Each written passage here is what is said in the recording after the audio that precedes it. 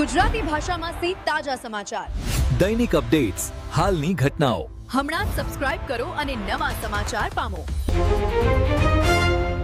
થરા કાંકરેજના રતનપુરા દુગાવાડા ખાતે 2 આગેવાનો પર હુમલો, 3 સામે નોંધાયો ગુનો.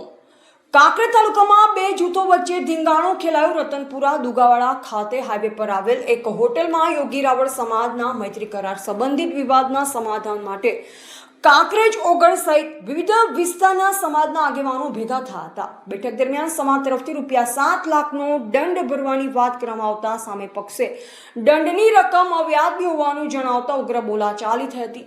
સમાધાન નિષ્ફળ જતા મામલો મારામારી સુધી પહોંચ્યો. પોલીસ ફરિયાદ મુજબ બેઠક પૂર્ણ થયા બાદ બચુભાઈ કમસીભાઈ રાવળ અને પ્રહલાદભાઈ રાવળ ત્યાંથી નીકળતા હતા ત્યારે વિષ્ણુભાઈ ઈશ્વરભાઈ રાવળ, પ્રહલાદભાઈ ઈશ્વરભાઈ રાવળ રહે મેડકોલ તાલુકા ઓગળ અને જયંતિભાઈ કમસીભાઈ રાવળ રહે માધાપર તાલુકા કાંકરેજે લોખંડની પાઇપ, ટોમી અને લાકડી વડે હુમલો કર્યો હોવાનો ફરિયાદમાં આક્ષેપ કરવામાં આવ્યો.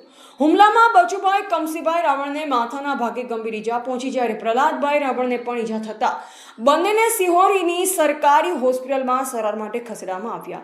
આ બનાવ અંગે પાલનપુર તાલુકાના સામઢી મોટાવાસ ગામના લાલાભાઈ દલાભાઈ રાવળની ફરિયાદ આધારે સિહોરી પોલીસે 3 આરોપીઓ સામે ભારતીય ન્યાય સંહિતાની સંબંધિત કલમો તેમજ જીપી એક્ટની કલમ 135 હેઠળ ગુનો નોંધી વધુ તપાસ પોલીસે હાથ ધરી છે. ઘટનાનો વિડીયો સોશિયલ મીડિયામાં વાયરલ થતા સમગ્ર વિસ્તારમાં ચર્ચાનો વિષય બન્યો છે.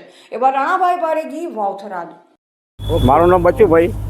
સમાજ લેવલમાં અમે વાતા આવીને હુમલો કરીને છોડવા પડ્યા. કોણ હતા? બડકોલના રાવળ.